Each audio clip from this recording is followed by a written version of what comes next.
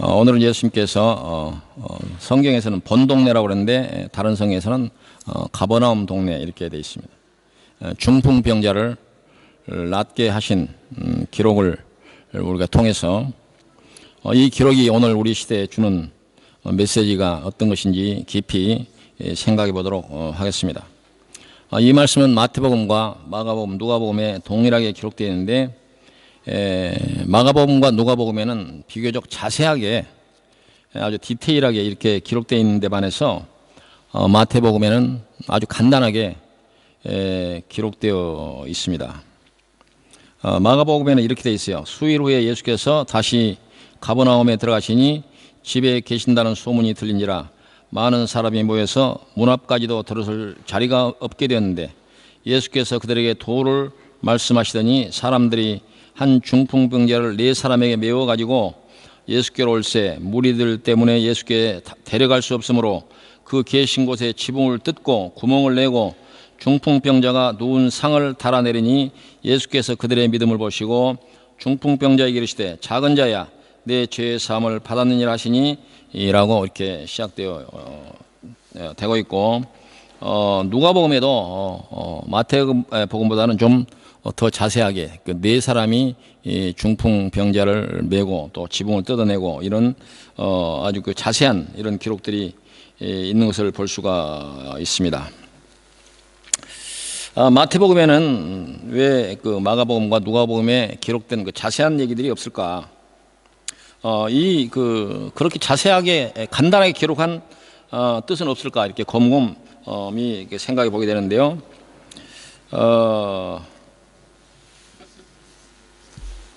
아마도 우리가 이 성경을 읽을 때 종종 본문이 우리에게 주는 그 교훈 못지않게 이 본문을 오해한 나머지 오는 여러 가지 위험성에 대해서 우리가 지나치는 경우가 많이 있습니다.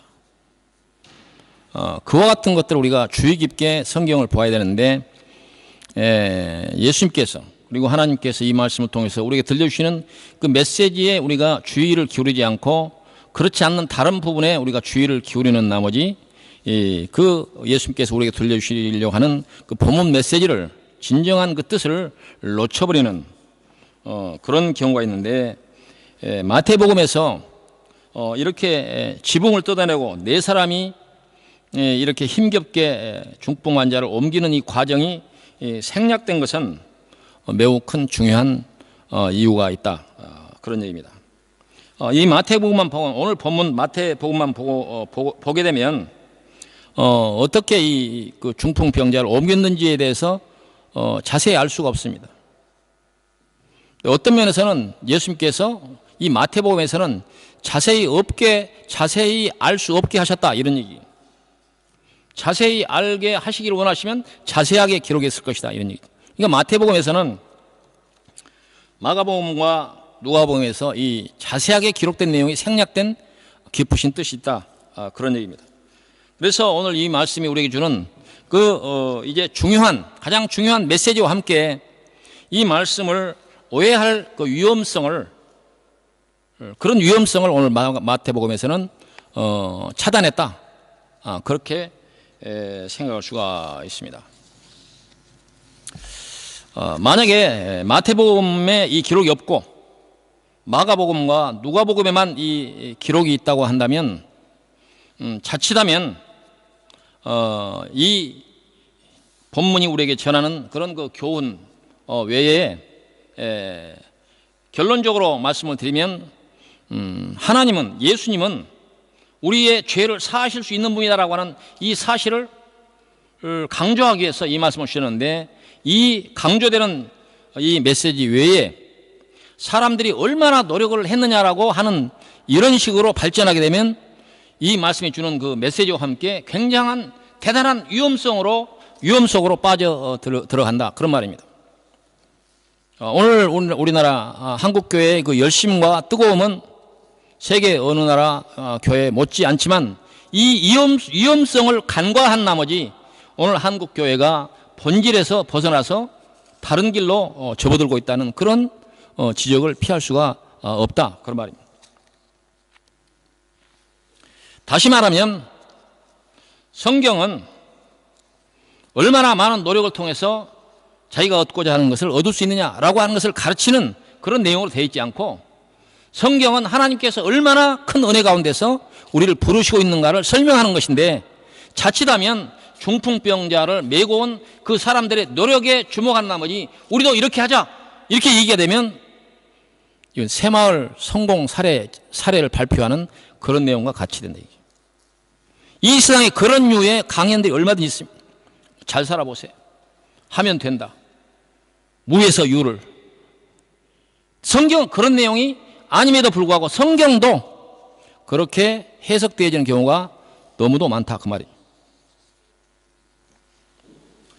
이 말씀을 준비하면서 우연히 이 말씀을 본문으로서 설교한 세계에서 매우 큰 교회 목사님의 그 설교문을 제가 보았습니다. 염려스러운 마음을 가지고 봤는데 아니나 다를사 매우 큰 오류가 제 눈에는 그래서 보였어요. 이 말씀이 어떻게 동갑했느냐, 11조와 주일 성수를 강조하는 얘기로 흘러가더라. 11조와 주일 성수가 중요하지 않다는 얘기가 아니라 이 성경 말씀이 예수님께서 죄를 사하는 권세가 있다고 하는 얘기를 하려고 이 말씀을 주셨는데, 이 말씀이 엉뚱하게 다른 얘기로 변질되고 있는 그런 내용을 봤다. 그것도 아주 큰 교회 목사님의 설교에서 그런 모습들을 본. 이와 같은 모습들이, 이와 같은 잘못된 빗나간 그 메시지들이 오늘 한국 교회를 병들게 하고 있다. 그렇게 지적해도 좋을 것입니다. 아주 이 죄사함의 권세, 이 중풍병을 낫게 병이 든 사람을 통해서 예수님에게 죄사함의 그 권세가 있다고 하는 사실을 우리에게 알려주는 이 메시지가 주일 성수와 11조를 강조하는 이런 메시지로 둔갑시키는 그런 재주가 있었습니다.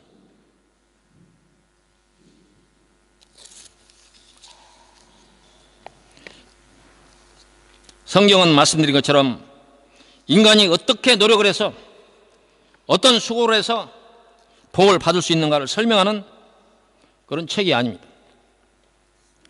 그러므로 오늘 마태복음이 이 부분에 대해서 네 사람이 이 들것을 들었는지 지붕을 뜯었는지에 대한 모든 설명이 없이 중풍병자를 데리고 예수님 앞에 나갔다라고 간단하게 설명한 그 이유는 바로 이렇게 잘못된 해석의 그 가능성을, 그 위험성을 차단하는 것이다. 저는 그렇게 해석이 됩니다. 오늘 여러분들이 받은 그 주보의 오른쪽에 매주일 하고 있는 주일 성경 공부 내용 중에 또 마침 다비다의 얘기가 나옵니다. 그 내용에 욥바에 다비다라고 하는 여제자가 있으니 그 이름을 번역하면 도루가라. 선행과 구제하는 일이 심히 많더니 그때 병들어 죽음에 시체를 씻어 다락에 누이니라. 이 다비다의 선행은 그 고을에 자자했습니다. 그래서 다비다가 죽었을 때 그에게 도움을 받았던 주변 사람들이 그가 살아생전에 얼마나 선행을 베풀었고 주변 사람들에게 칭찬을 들었는지에 대해서 입이 닳도록 설명을 하고 있습니다. 그러나 그는 병들어 죽었습니다. 선행자, 착하게 산 사람의 젊어서 죽은 그 죽음을 우리가 기독교 안에서, 믿음 안에서 어떻게 설명할 것인가? 그는 그의 선행이 그가 젊어서 죽는 일을 막지 못했다.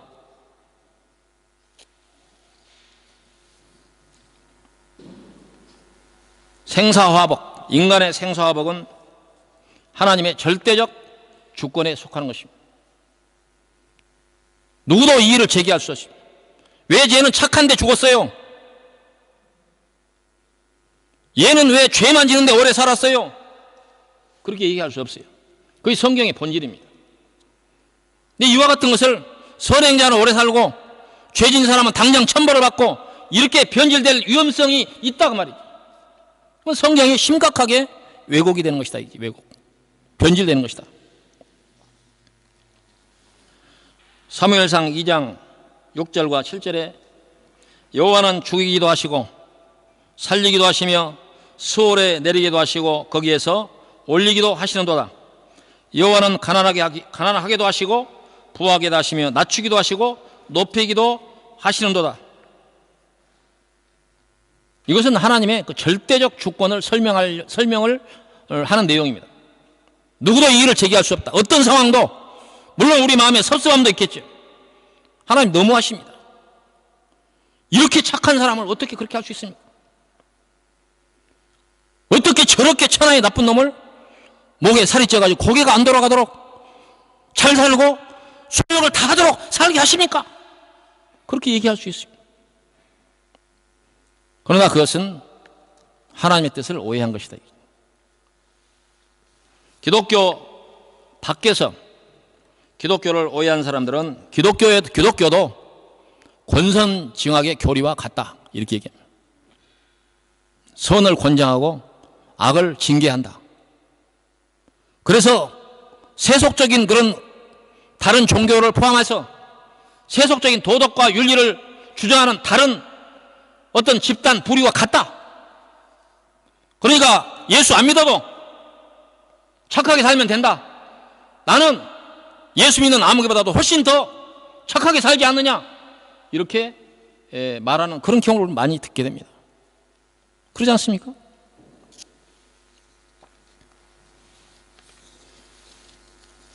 꽃다운 어린이의 죽음, 그리고 정말 억울한 죽음, 또 비참한 죽음, 안타까운 죽음,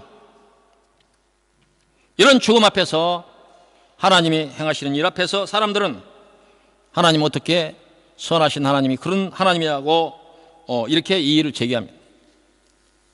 그러나 하나님의 주권인 하나님의 그 권세는 인간의 생사화복은 권선징악과 상관이 없고 그의 기뻐하신 뜻대로 하는 것입니다. 쉽게 말하면 마음대로 하는 거예요. 누구도 이의를 제기할 수 없어요. 그건 어쩔 수 없는 거예요. 피조물인 우리가 창조주 하나님 앞에 왜 나를 이렇게 지었습니까? 저 같으면 아마 그랬을 거예요. 1m 85 정도로 이렇게. 나이 들어도 머리가 벗어지지 않게. 요새 이가 아파가지고 치과를 왔다 갔다 하는데 늙어도 이가 단단하게 말이지. 나이가 드니까 여기저기 표시가 나는데 100세까지 아주 튼튼하게, 그런 희망이 있잖아요. 그러나 하나님이 우리에게 하시는 그 일에 대해서는 이의를 제기할 수가 없습니다. 성경 모든 교훈들이 다 그걸 강조하는 거예요. 하나님의 절대적 주권, 생사화복을 주관하신 하나님. 오늘 본문으로 돌아가서 중풍 병자에 대한 얘기를 더 살펴보도록 하겠습니다. 중풍병, 그런 보통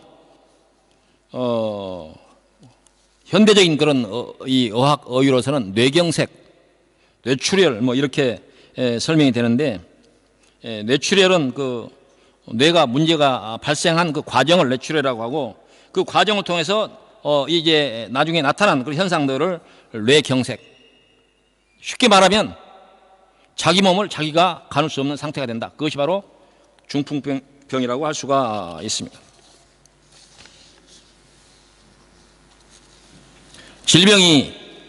질병이라고 하는 것은 더 낫고 나쁜 것이 있겠습니까마는 중풍병은 사람에게 가장 피하고 싶은 질병이 아닐까, 이렇게 생각이 됩니다. 뭐 여러 가지 병 중에서 하나 골라라, 그렇게 할 수는 없지만 어찌됐든 남의 손에 의해서 자기 자신이 들려지고 옮겨지는 이 상황은 아마 사람들마다 가장 피하고 싶은 그런 질병이 아닐까, 이렇게 생각이 됩니다.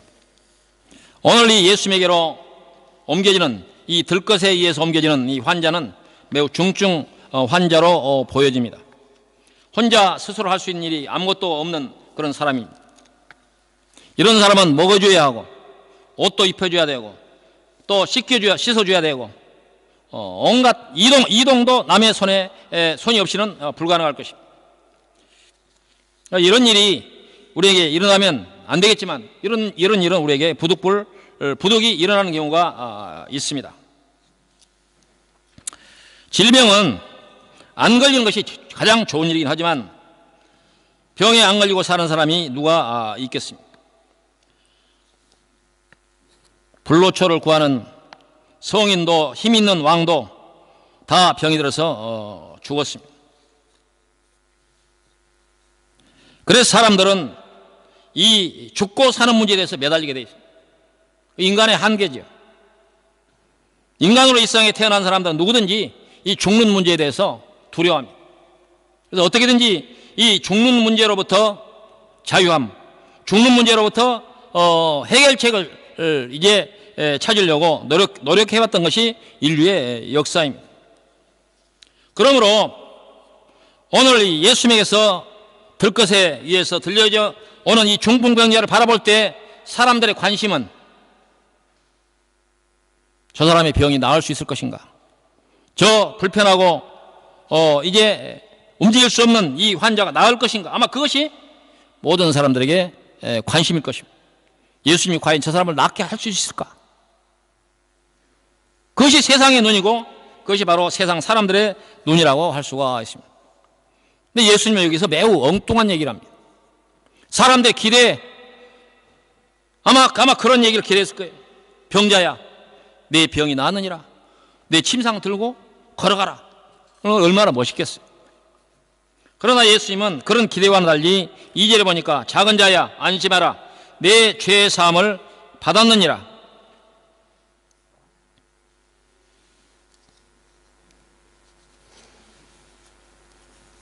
이 말씀을 들었을 때 많은 사람들이 수군거립니다. 거기 온 바리새인들 그리고 성경을 많이 공부한 서기관들 전통적으로 신앙에 열심히 했던 그 많은 유대인들이 아니 하나님만 할 수 있는 얘기를 어떻게 저렇게 할 수 있나? 인간의 입에서 어떻게 저런 말을 할 수 있나? 아니 저런 참나한 말을 어떻게 할 수 있나? 이와 같은 사람들의 생각은 예수님으로 하여금 많은 설명을 해야 되는 그런 상황을 만듭니다. 그래서 이와 같은 많은 설명을 해야 되는 이런 과정들이 어려운 과정이에요.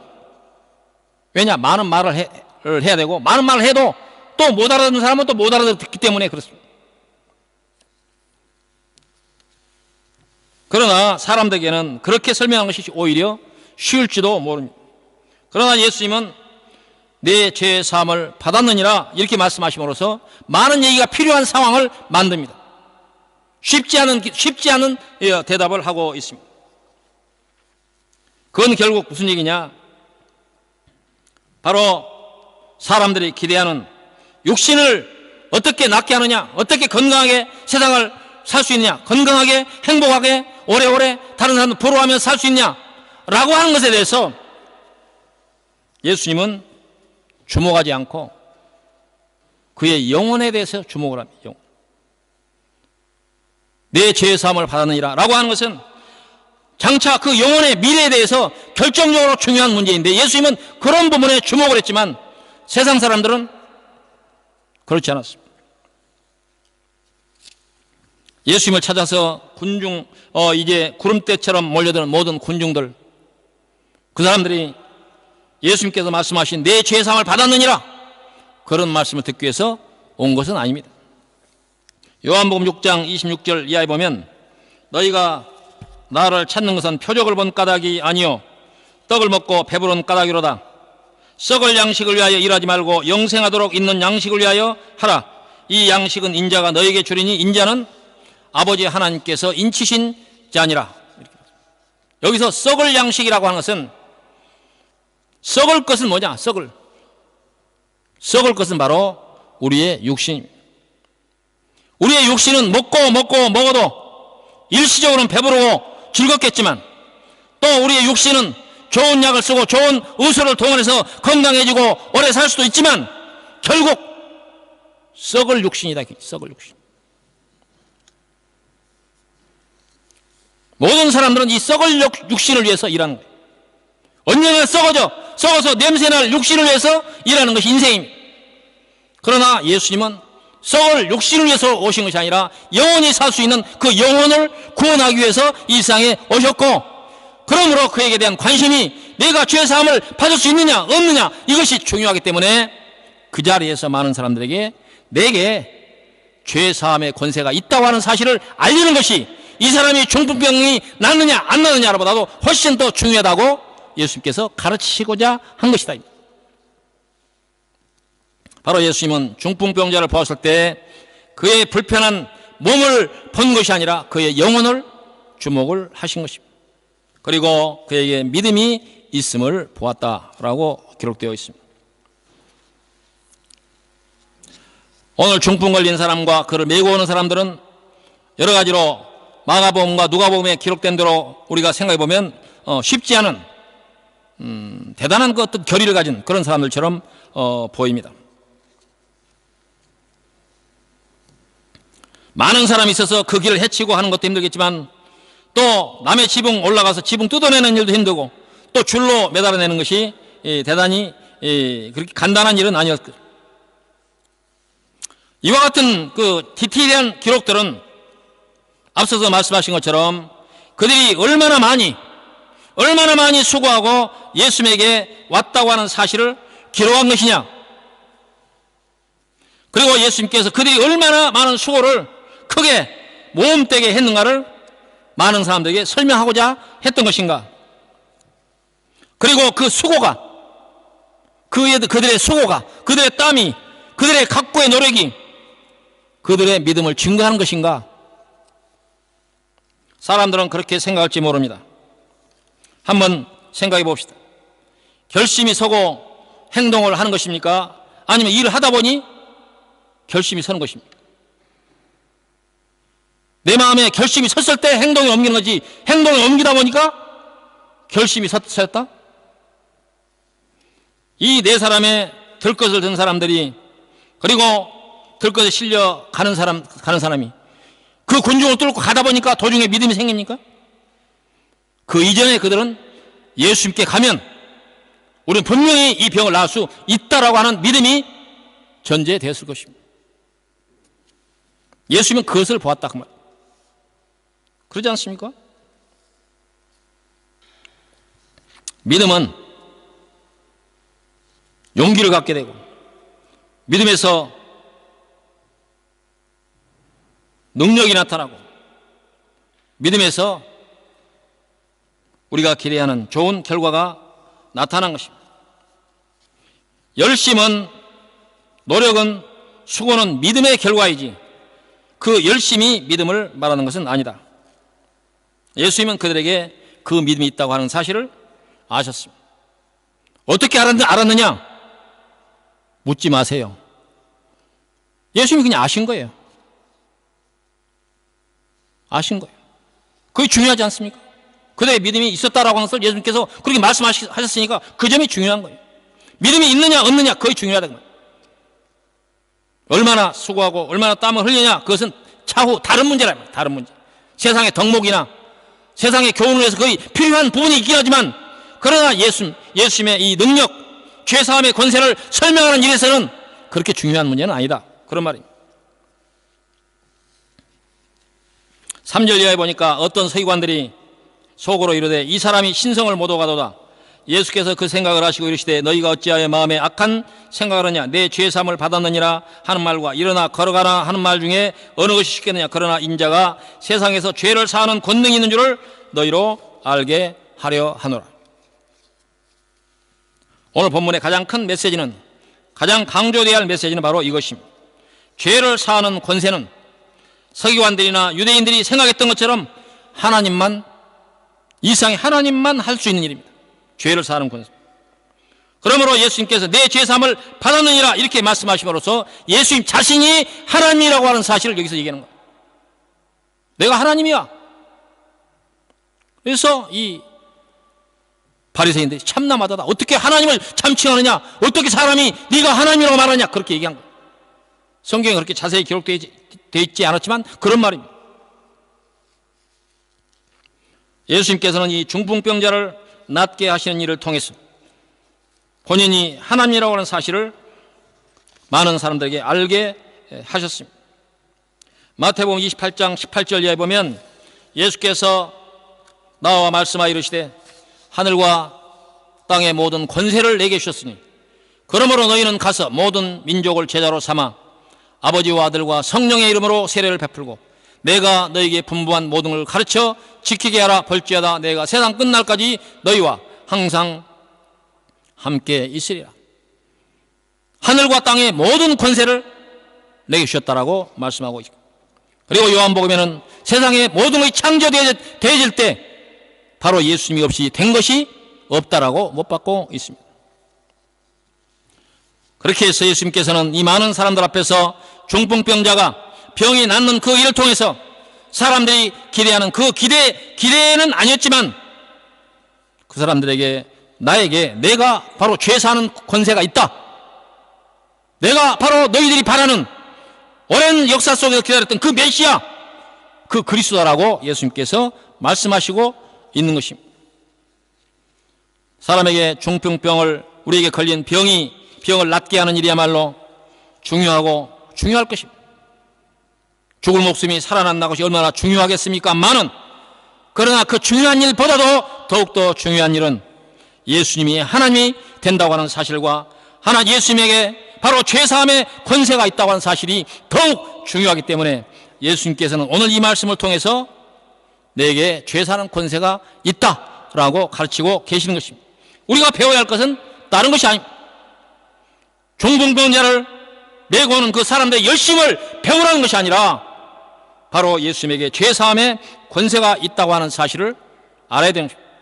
어떤 경우도 성경을 잘못 해석하는 나머지 예수님에게 죄를 사하는 권세가 있다고 하는 사실이 희석되거나 약화되거나 오해하는 이런 위험성은 차단해야 됩니다. 오늘 마태복음이 디테일한 이 설명이 생략된 것은 이러한 위험성을 차단하기 위한 뜻이라고 믿습니다. 자칫하면 예수 믿는 사람들 사이에서도 노력이, 사람들의 행함이 믿음이라고 생각할 가능성, 그런 위험성은 언제든지 있습니다. 에베소서 2장 8절 이하에 보니까 너희는 그 은혜에 의하여 믿음으로 말미암아 은혜에 의하여 믿음으로 말미암아 구원을 받았으니 이것은 너희에게서 난 것이 아니요 하나님의 선물이라. 예외 설명이 필요가 없습니다. 디모데후서 1장 5절 이하에 보니까 바울 사도가 디모데에게 하는 말인데 이는 내 속에 거짓이 없는 믿음이 있음을 생각함이라. 이 믿음은 먼저 내 외조모 로이스와 내 어머니 유니게 속에 있더니 내 속에도 있는 줄을 확신하노라. 로마서 10장 10절에 보면 사람이 마음으로 믿어 의에 이르고 입으로 시인하여 구원에 이르느니라. 믿음이 강조된 경우는 바로 율법이나 사람의 노력과 땀에 의해서 되어진 것이 아니라고 하는 사실을 강조한 것입니다. 오직 믿음, 오직 솔라, 바로 이것을 증거하기 위해서 마르틴 루터는 목숨을 걸었습니다. 지금으로부터 500년 전 1517년 10월 달에 마르틴 루터는 목숨을 걸고 이 믿음이야말로 우리의 구원에 있어서 절대적으로 포기할 수 있는 가장 중요한 요소라고 설명하기 위해서 목숨을 걸었던 것입니다. 오늘 이 시대도 중풍병자가 많이 있습니다. 육신적으로나 정신적으로 중풍 환자가 많습니다. 아무것도 할 수 없는 상태, 그러한 상태에 놓인 사람들이 얼마든지 있습니다. 그러나 믿음을 가지고 예수님을 만난 사람은, 믿음으로 주 앞에 나아가는 사람은 그 믿음으로 말미암아 죄 사함의 은혜의 길로 인도로 함을 받고 우리가 육신에 머물며 죽을 수밖에 없는 우리 인생이 영원한 하나님 나라에 대한 소망을 갖게 되는 것입니다. 결론의 말씀, 오늘 함께 로마서 8장을 함께 통독하도록 하겠습니다. 여러분이 갖고 있는 성경 로마서 8장을 꺼내세요.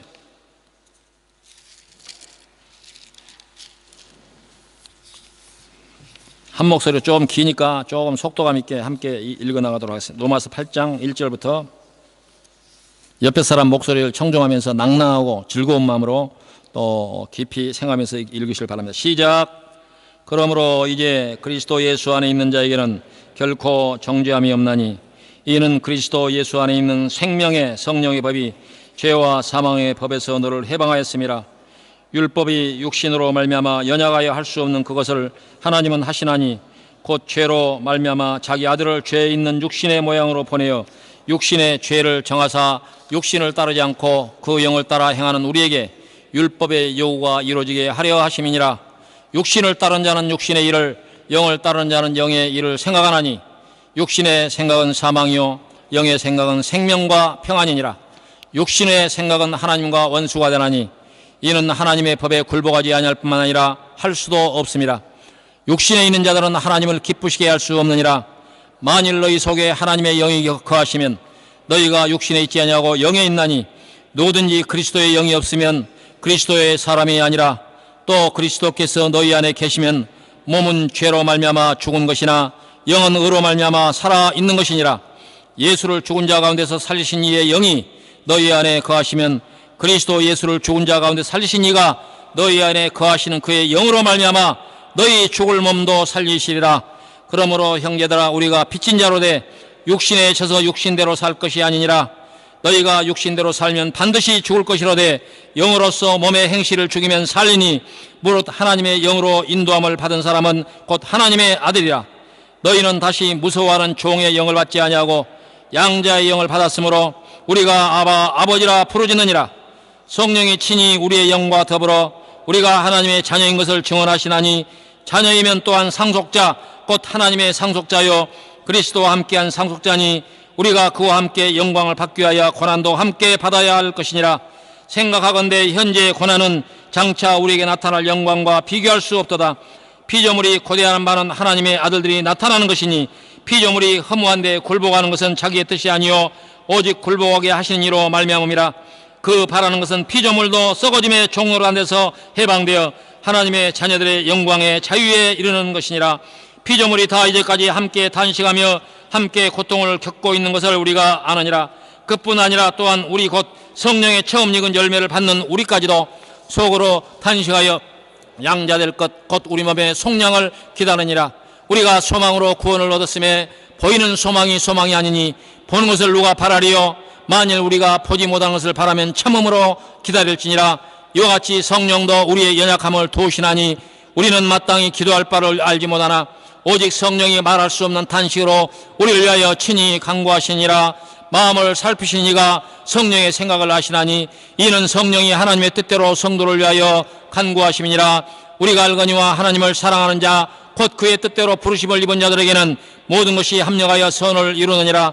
하나님이 미리 아신 자들을 또한 그 아들의 형상을 본받게 하기 위하여 미리 정하셨으니 이는 그로 많은 형제 중에서 맏아들이 되게 하려 하심이니라. 또 미리 정하신 그들을 또한 부르시고 부르신 그들을 또한 의롭다 하시고 의롭다 하신 그들을 또한 영화롭게 하셨느니라.